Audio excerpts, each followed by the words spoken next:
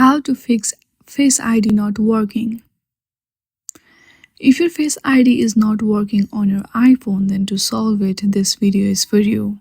To solve this issue, first of all, launch Settings on your device. Once you are on your settings home page, scroll down a little bit. There you will see Face ID and passcode options. Simply tap on it. Now you have to enter your passcode.